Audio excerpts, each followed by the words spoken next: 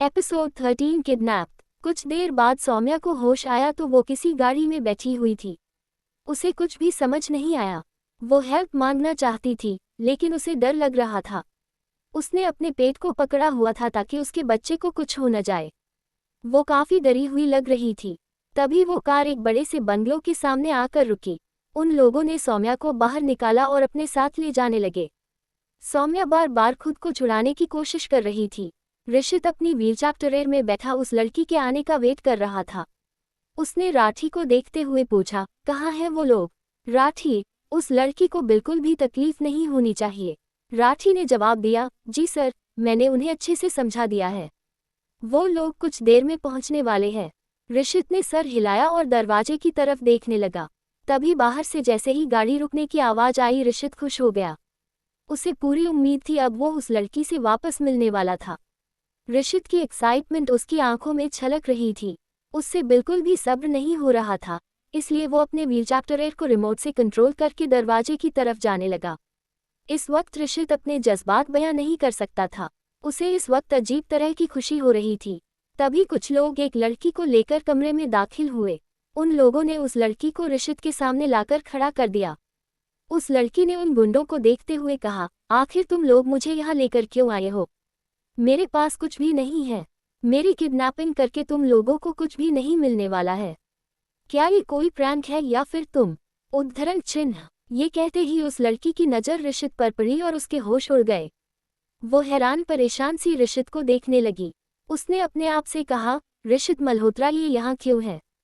उसने देखा कि ऋषित उसे काफी बारीकी से नोटिस कर रहा था, लेकिन अब तक उसने सौम्या को पहचाना नहीं था। सौम्या ने ब्लैक कलर का लूज कुर्ता पहना हुआ था। उसका पूरा चेहरा ढका हुआ था, जिससे ऋषित उसे पहचान नहीं पाया। ऋषित को कुछ समझ नहीं आया कि क्या ये वही लड़की है। सौम्या इस वक्त काफी डरी हुई थी। उसने खुद से कहा, क्या ऋषित को मेरी प्रेगनेंसी का पता चल गया? अगर ऐसा हुआ तो वो मुझे एक पल भी मल्होत्रा हाउस में टिकने नहीं देगा। उद्धरण चिन्ह। ये सब सोचकर ही उसके चेहरे ही हवाएं उड़ गई थी। उसने खुद से कहा, नहीं नहीं नहीं नहीं सौम्या, प्लीज ऐसा बिल्कुल भी ना हो। ऋषित पता नहीं कैसे रिएक्ट करेगा। नहीं, मैं ऐसा कभी नहीं होने दे सकती। पता नहीं वो मेरे बच्चे। नहीं नहीं, मुझे कैसे भी करके यहाँ से भागना होगा। मेरे पास कोई और चैप्टरॉइस नहीं। मैं ये बात उसे पता लगने नहीं दे सकती। यही सोचते हुए उसने अपने अगल बगल देखा और मौका मिलते ही वो गेट की तरफ भागने लगी। उसे ऐसे भागते देख राठी ने अपने लोगों से कहा, पकड़ो उसे। राठी के सभी लोग सौम्या को पकड़ने के लिए उसके पीछे जाने लगे। तभी ऋषित ने मुस्कुराते हुए कहा, ध्यान से, उसे चोट न लगे। ऋषित के सभी आदमी सौम्या के पीछे थे और कुछ ही समय में उन लोगों ने सौम्या को पकड़ लिया। वो इतने लोगों से बच नहीं सकती थी, चाहे वो कितनी भी कोशिश कर ले। इस वक्त ऋषित के लोगों ने सौम्या को पकड़ा हुआ था और सौम्या खुद को छुड़ाने की कोशिश कर रही थी। तभी उसने देखा कि ऋषित धीरे धीरे उसकी तरफ बढ़ रहा था। उसे देखते ही सौम्या की आंखें डर से बड़ी हो गई और उसका दिल काफी जोर से धड़कने लगा। उसके दिल से आवाज आई, इट्स ओवर, अब कुछ नहीं हो सकता। उद्धरण चिन्ह। ये सोचकर ही सौम्या के आंखों में आंसू आ गए। वो बस ऋषित को ही देख रही थी। ऋषित उसके पास आया और उसे देखते हुए प्यार से बोला, फाइनली तुम मुझे मिल गई। तुम्हें कितना ढूंढने की कोशिश की। मैं पागलों की तरह तुम्हें ढूंढता रहा पर तुम मुझे मिली ही नहीं। कहाँ चली गई थी तुम? तुम्हारी यादों में मैं बिल्कुल खो गया था। मुझे न काम करने का मन हो रहा था, न कुछ करने का मन हो रहा था। मैं तुम्हें अपने ख्यालों से निकाल ही नहीं पा रहा हूँ। सौम्या ने जैसे ही ऋषित की बातें सुनी उसका दिमाग ब्लैंक हो गया। उसे समझ ही नहीं आया कि ये ऋषित इतने प्यार से कैसे बात कर रहा है। वो बस ऋषित की आंखों में देख रही थी, जिसमें उसे आज दुनिया भर का प्यार नजर आ रहा था। तभी सौम्या को कुछ क्लिक हुआ। उसे ये आंखें जानी पहचानी लगी, लेकिन उसे अभी कुछ भी याद नहीं आ रहा था। तभी ऋषित ने आगे कहा, अब तुम आ गई हो मेरे पास तो मैं तुम्हें कहीं जाने ही नहीं दूंगा। इतना कहते हुए वो अपना हाथ सौम्या के फेस की तरफ बढ़ाने लगा। सौम्या को इस वक्त कुछ भी समझ नहीं आ रहा था। वो बस इस वक्त कहीं छुप जाना चाहती थी। जैसे ही उसने देखा कि ऋषित उसको छूने ही वाला है तो सौम्या ने अपनी आंखें कसकर बंद कर ली और तभी ऋषित ने झटके से उसके चेहरे से मास्क हटा दिया। जैसे ही उसने अपने सामने सौम्या को देखा तो उसे बहुत तेज गुस्सा आया और वो चिल्लाते हुए बोला, तुम यहाँ कैसे आई? ऋषित की बात सुनकर सौम्या ने अजीब तरीके से पूछा, ये तुम मुझसे पूछ रहे हो? तुम्हारे आदमी मुझे यहाँ पर लेकर आए हैं। जब ऋषित ने ये सुना तो उसे बहुत गुस्सा आया और उसने टेबल पर पड़ा एक वाज उठाकर जमीन पर दे मारा, जिससे वहां मौजूद सभी लोग डर गए। वहीं इस वक्त ऋषित को ऐसा लग रहा था जैसे उसकी दुनिया ही उजड़ गई हो। उसे इस वक्त खुद पर गुस्सा भी आ रहा था और तरस भी। वो उसे बहुत ज्यादा मिस कर रहा था। ऋषित ने राठी को देख गुस्से से कहा, राठी, ये तुम किसे लेकर आए हो? वो लड़की कहाँ है? दिमाग खराब हो गया है क्या तुम्हारा? राठी ने हकलाते हुए कहा, सर मुझे नहीं पता, कुछ तो कंफ्यूजन हुआ है। वो ये सब सोच ही रहा था। तभी सौम्या की आवाज आई, तुम किसे ढूंढ रहे हो? और तुमने ये भी कहा कि तुम उससे प्यार करते हो। कौन है वो? उद्धरण चिन्ह। ऋषित ने चिढ़ते हुए कहा, तुम्हें उससे क्या? निकल जाओ यहाँ से। सौम्या को यहाँ से निकलने का बहाना ही चाहिए था। वो वहाँ से चुपचाप से निकलने लगी। तभी ऋषित को कुछ याद आया और उसने सौम्या को वहीं रोक लिया। सौम्या ने जैसे ही उसे देखा तो ऋषित ने कोल्ड एक्सप्रेशन के साथ उसे घूरते हुए पूछा, मुझे पहले ये बताओ, तुम हॉस्पिटल क्या करने गई थी? ये सुनकर सौम्या को थोड़ा डर लगने लगा। उसने हकलाते हुए कहा, वो मुझे सर्दी हो गई थी, इसलिए मैं हॉस्पिटल गई थी। सौम्या की बात सुनकर ऋषित ने चेहरे पर तंज भरी मुस्कुराहट के साथ पूछा, क्या सच में? वैसे मुझे ये बताओ, सर्दी जुकाम के लिए गायनेकोलॉजी डिपार्टमेंट में कौन जाता है? सच बताओ, तुम वहां पर क्यों गई थी? उसकी बात सुनकर सौम्या ने अपने होंठ काटे, फिर अचानक से उसी से सवाल करने लगी, मेरी छोड़ो, तुम बताओ ये सब क्या चल रहा है? तुम्हें नहीं पता था कि जिसे यहाँ पर लाया गया है वह मैं हूँ? आखिर तुम किसे पकड़ने की कोशिश कर रहे थे? ऋषित ने ये सुना तो उसके चेहरे के एक्सप्रेशन अजीब से हो गए।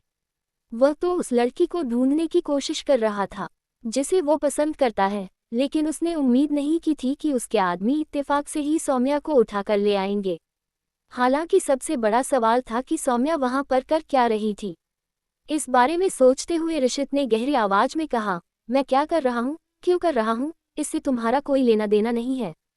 और तुम्हें क्या लगता है तुम बात पलटने की कोशिश करोगी और मैं तुम्हारे झांसे में आ जाऊंगा? चुपचाप बताओ, तुम वहां पर क्या करने गई थी?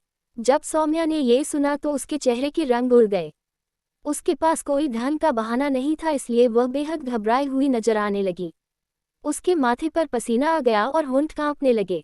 ये देखकर ऋषित को उस पर बहुत शक होने लगा। फिर अचानक से उसके दिमाग में एक ख्याल आया और उसने हल्की हैरानी से पूछा, रुको, कहीं तुम प्रेग्नेंट तो नहीं? ये सुनकर सौम्या का चेहरा पीला पड़ गया। वही उसकी हालत देखकर ऋषित समझ गया कि उसका अंदाजा सही था, इसलिए उसने गुस्से में दांत पीस कर कहा, मतलब कि तुम अपने साथ साथ एक बोझ भी लाए हो। अब समझ आया कि तुमने डाइवोर्स होने के बाद तुरंत शादी करने का फैसला क्यों किया।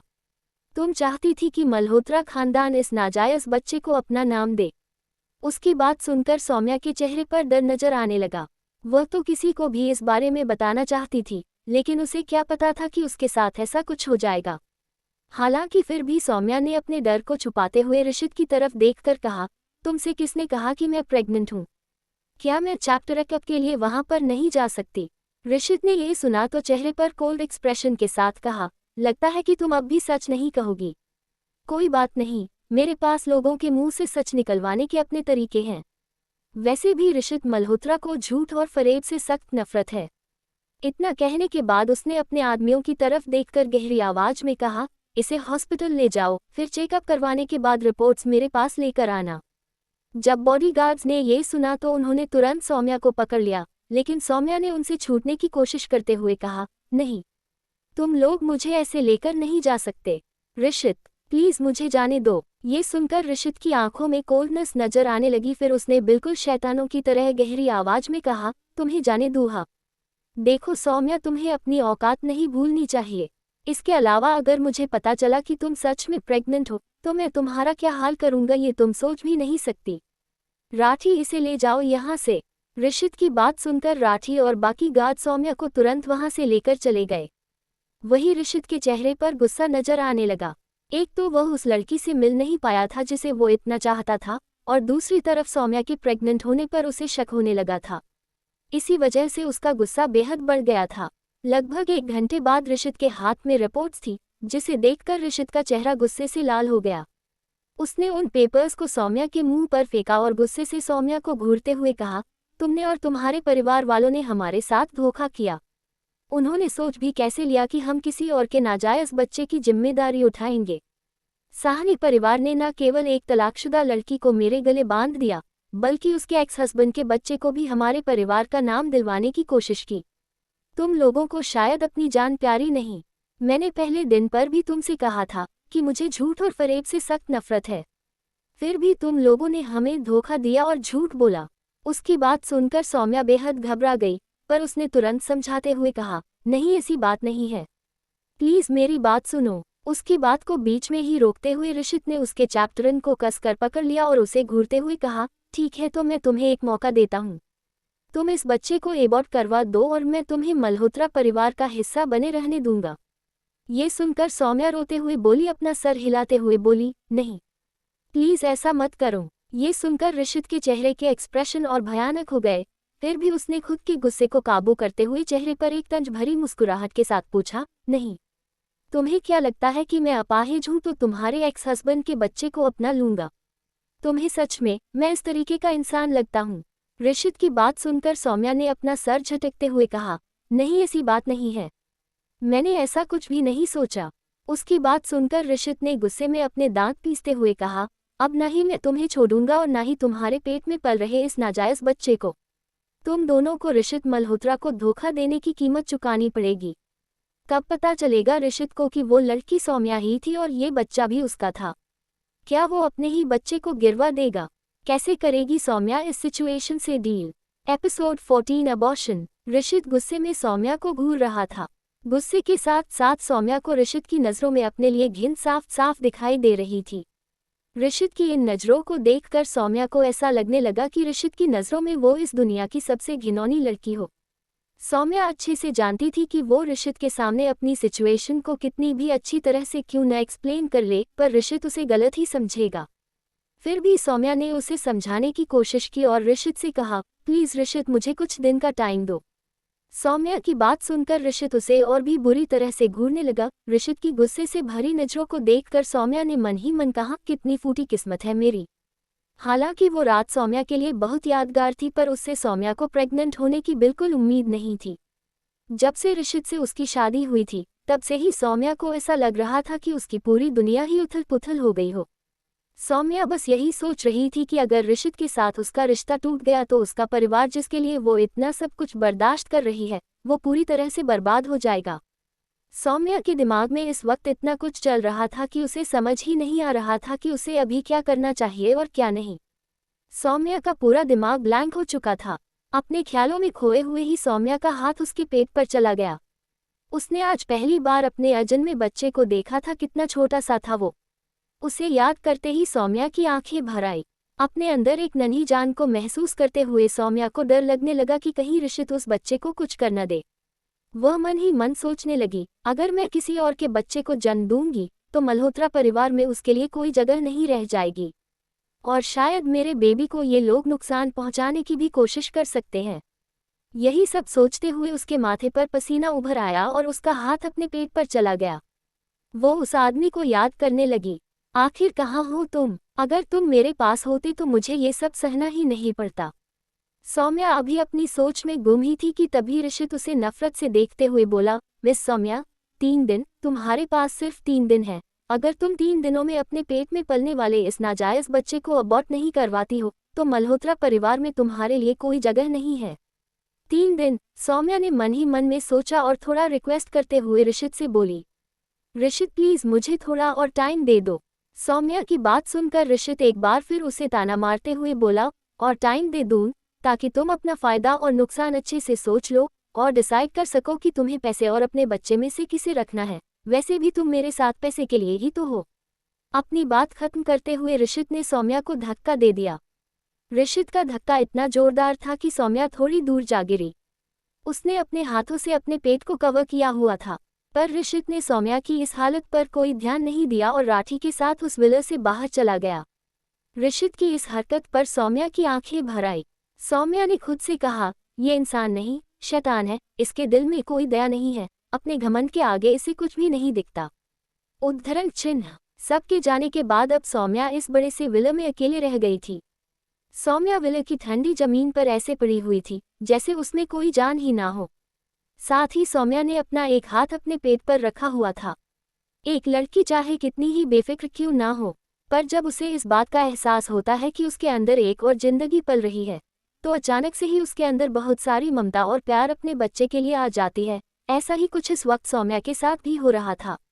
सौम्या मन ही मन सोच रही थी, मेरा मेरा बच्चा, मैं कैसे अपने ही बच्चे को मार सकती हूँ?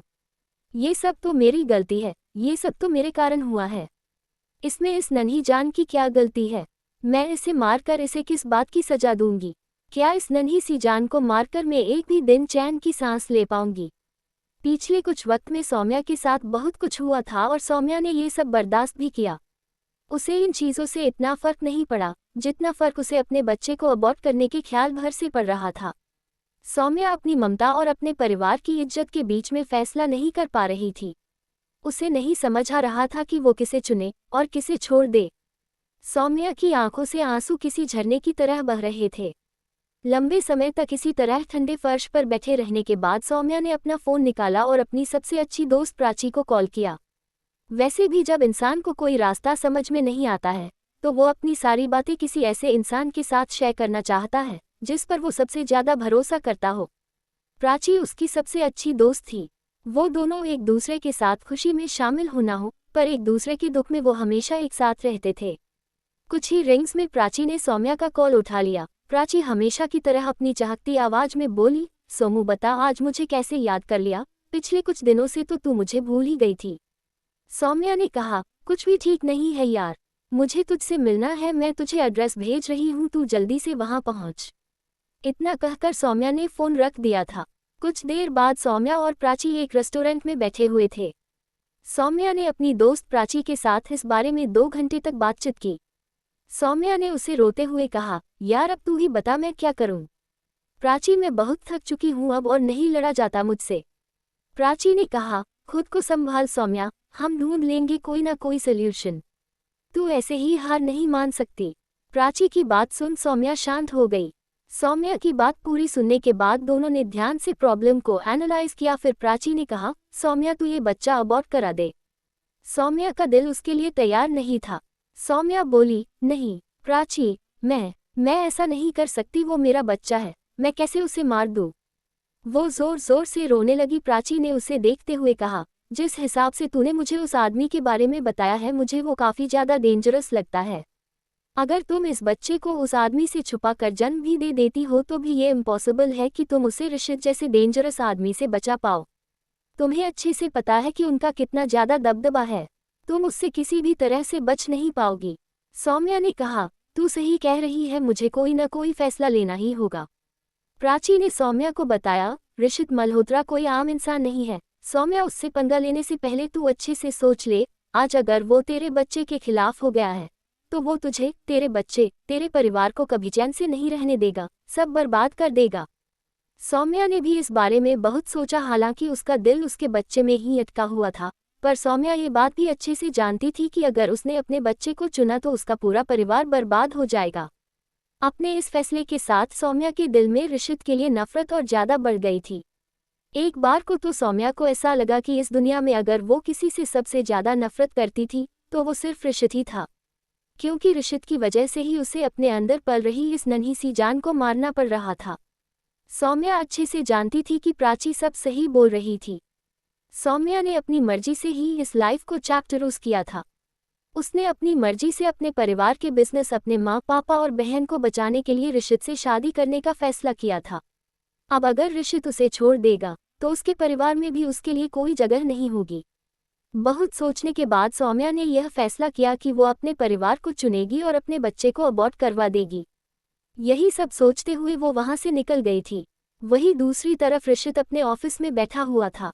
राठी उसके सामने खड़ा था और डर से ऋषित की तरफ देख रहा था। ऋषित ने एक वाज उठाया और उसे जमीन पर फेंक दिया। राठी ने डर से अपनी आंखें बंद कर ली। तभी ऋषित की आवाज उसके कानों में पड़ी, राठी तुम बार बार ऐसी गलती कैसे कर सकते हो? राठी ने हकलाते हुए कहा, सॉरी सर, वो मुझे भी इस बारे में कुछ भी पता नहीं था। मुझे नहीं पता था कि वो लोग सौम्या को ले आएंगे। ऋषित गुस्से से बोला, अच्छा तुम्हें नहीं पता था, तो जो पिछली बार हुआ उस क्या पता नहीं कौन लड़की थी, उसने मेरे साथ कितनी बदतमीजी की थी तुम्हें पता भी है। उसने तो मेरे सेल्फ रिस्पेक्ट की भी धज्जी उड़ा दी थी। राठी ने माफ़ी मांगते हुए कहा, मुझे माफ़ कर दीजिए सर। मुझे सच में नहीं पता था, उस लड़की ने तो हमें पूरा विश्वास दिलाया था कि वो वही है। तब जाकर मैं उसे आपके पास लेकर आया था और मुझे लगा था कि आप दोनों को प्राइवेसी चाहिए होगी, इसलिए मैं यहाँ से चला गया था। मुझे ये बिल्कुल भी नहीं पता था कि वो इस तरीके से आपसे बिहेव करेगी। अगर मुझे पता होता तो। ऋषित ने गुस्से से कहा, बस करो यार राठी, एक काम दिया था, लेकिन तुम उस लड़की के अलावा हर बार कोई और लड़की ले आते हो। हर बार मुझे उसके कारण एक नई मुसीबत का सामना करना पड़ता है। तुम समझते क्यों नहीं? मुझे बस उस रात वाली लड़की की तलाश है।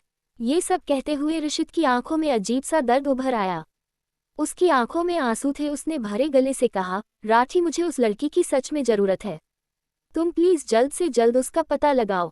मैं उसके बिना नहीं रह सकता। जब वो दोनों बातें कर ही रहे थे कि तभी राठी का फोन बजा। राठी ने एक नज़र ऋषित को देखा तो ऋषित ने उसे जाने की परमिशन दे दी। वो बात करने बाहर चला गया। जब वो वापस लौटा तो उसकी शक्ल काफ़ी मुरझाई हुई थी। उसने ऋषित की तरफ देखा और कहा, सर मेरे कुछ लोगों ने इस बारे में पता लगाया है, जिसमें से सिर्फ 2 ही लड़कियां प्रेग्नेंट थी, जिसमें से एक सौम्या है और दूसरी लड़की। ऋषित ने खुश होकर कहा, क्या दूसरी लड़की? वो कौन है? उन लोगों से बोलो कि वो उसे यहाँ लेकर आए। मुझे उससे मिलना है अभी के अभी।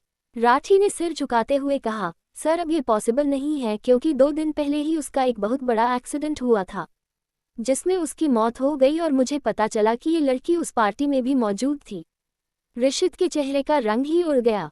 क्या ऋषित को कभी सच का पता चलेगा? क्या उसे पता चलेगा कि उस रात सौम्या ही उसके साथ थी? क्या सौम्या सच में अपने बच्चे को अबॉर्ट करवा देगी?